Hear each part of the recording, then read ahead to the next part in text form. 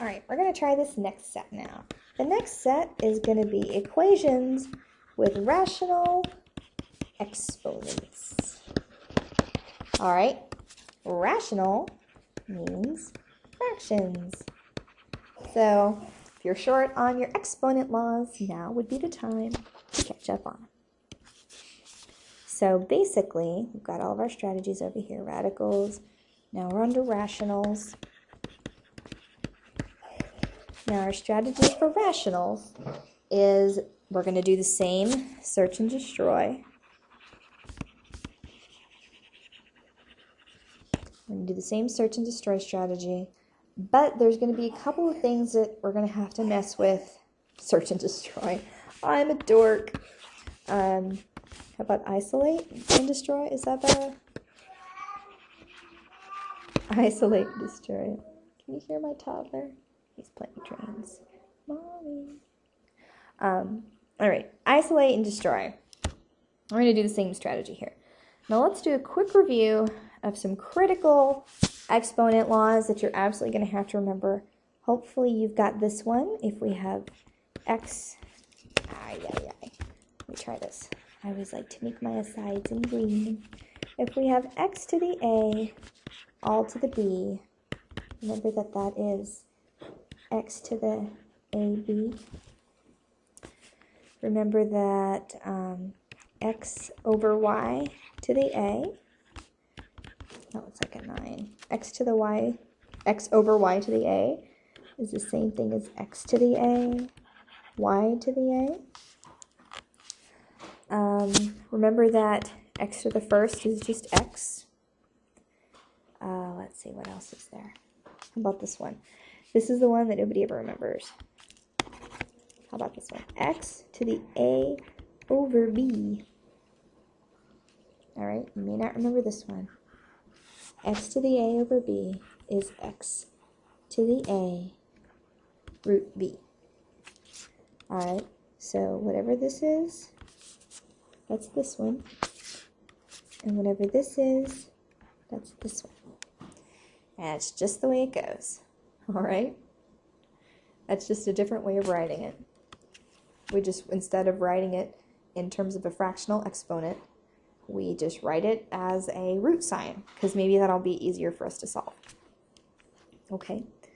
Let's see. What else is there? Oh, something else you may or may not remember. Remember that the tooth root of something is just the same thing as the square root. It's just that most of the time we ignore this. This is assumed. So we usually leave the 2 off and just write it directly as a square root sign. And if it doesn't have a number, we assume it's a 2. So if you're ever doing something like this, and you get a 2 here, you can just get rid of it and just write it as a regular square root sign, because that'll probably make it easier for you to visualize what's going on. Okay? Okay.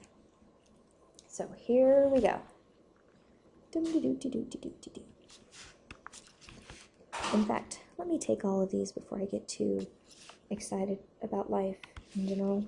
I mean, how could you not be excited about life in general when you're doing algebra? Super fun. I'm going to go ahead and post this over here so that you have it kind of all in this little section. So if you want to recopy this and use it later, you can. Okay? Alright, so we've got that. Now, let's try an example. Okay. Say you've got this one. 3x to the 3/4 minus 6 equals 0. Alright. Now, for these problems, you're still going to do the isolate and destroy. So you want to get this guy all by himself. This thing bothers us, right? This thing is troublesome. So you want to get him by himself. And the way to do that is to add 6 to both sides. And he's almost by himself. He's just got this pesky 3 out front. And here we go. Now here's the deal with these problems. They're short. You're like 2 steps from done.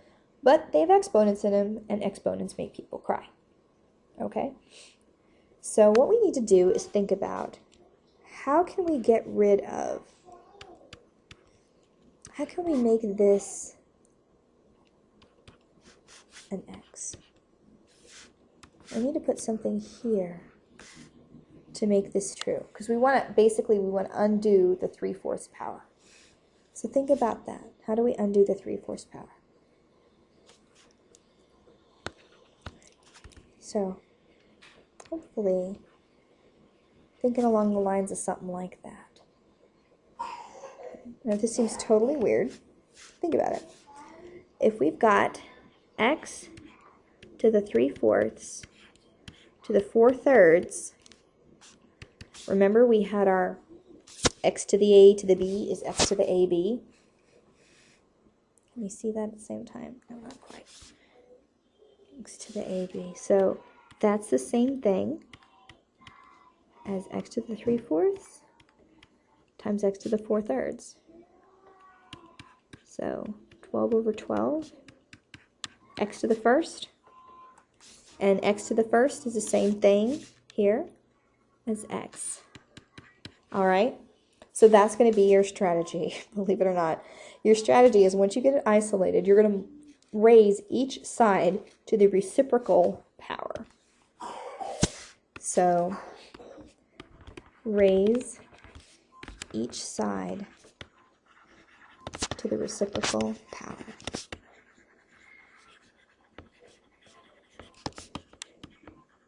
Alrighty? So that's what we're going to do. Basically just going to redo that. Alright, so let me rewrite this here so you've got a pretty good record of what's going on.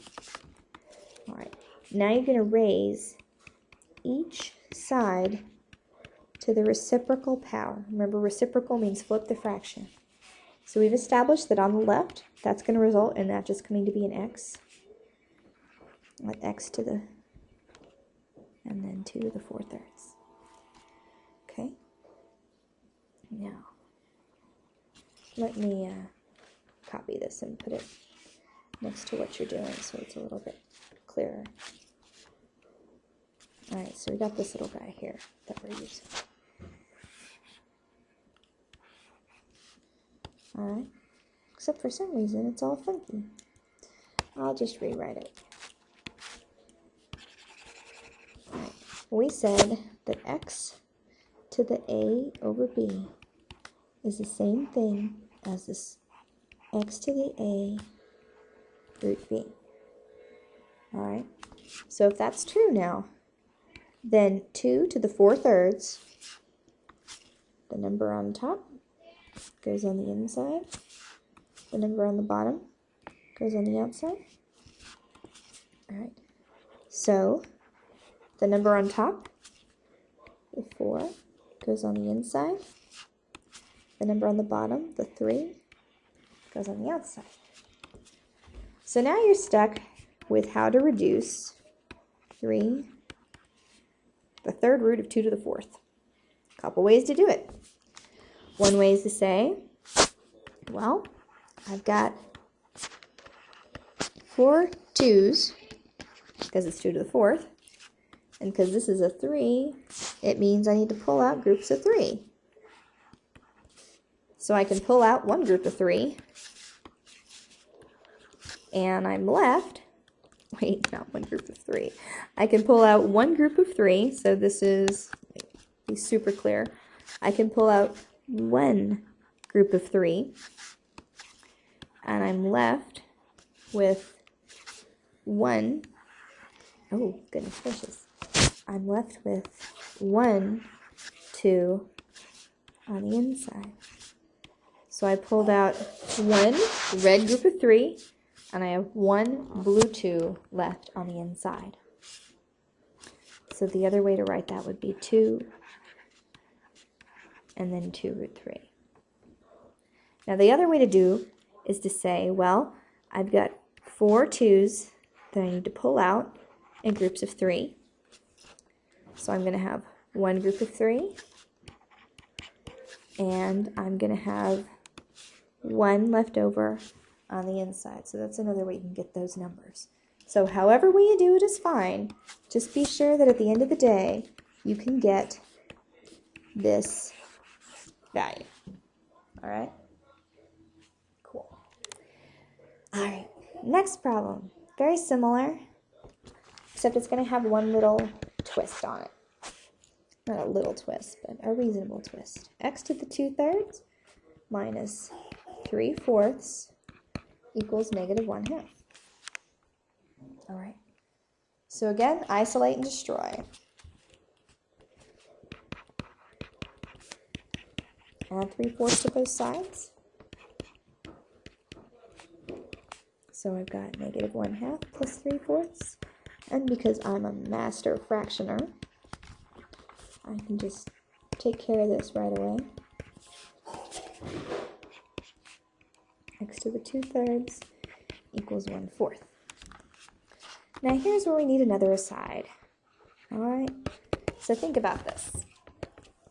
If I gave you x squared equal to 9, you would come back and you tell me, well, that means x can be 3 or -3, right? X could be plus or minus 3. So these aren't like all sorts of answers. It's just another way of saying it. This just looks confusing. Let me take that off. You said x could be 3 or -3. Let's just leave it at that. Now, if I said x cubed was equal to 27, you would say, well, x is equal to 3. But you wouldn't say that x is equal to -3, right? Because, well, 3 cubed is definitely 27. -3 cubed is -3 times -3 times -3, which is definitely -27. So that's not right. -3 cubed is -27. +3 cubed is +27. So you would never use a plus or minus when you have an odd power, right? But you would always use a plus or minus when you have an even power. Okay, so in regular multiplication, not regular, but in regular solving of these kinds of problems, you always use a plus or minus when you have an even power, right? Now that's going to apply here. When this number here on top, when this number is even, you need to put a plus or minus in front of your answer.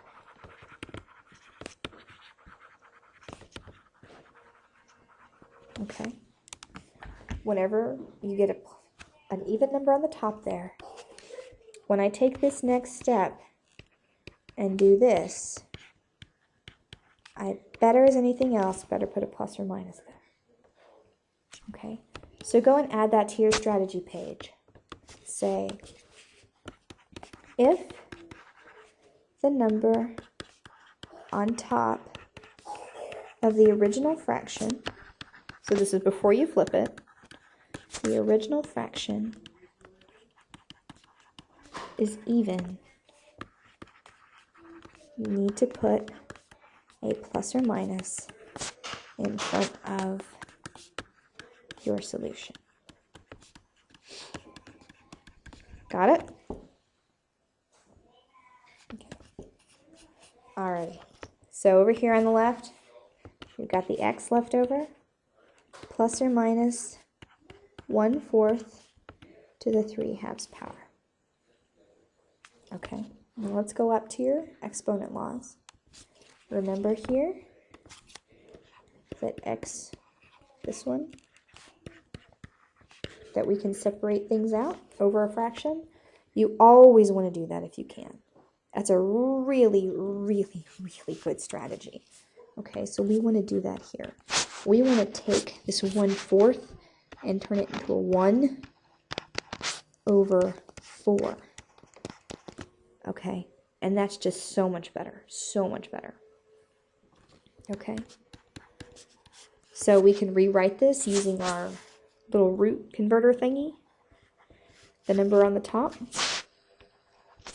is going to be the number that goes on the inside. The number on the bottom is going to be the number that goes on the outside. Same thing in here, the number on the top. It's going to be the number that goes on the inside, and the number on the bottom is going to be the number that goes on the outside. Okay, plus or minus. So we can rewrite these as just square roots because we know that they're equivalent. So we've got plus or minus the square root of 1 cubed, which is 1, 4 cubed, which is 64. So we've got plus or minus the square root of 1, which is 1, and the square root of 64, which is 8. So my answers are positive 8, positive 1/8, and negative 1/8. And those are my two solutions.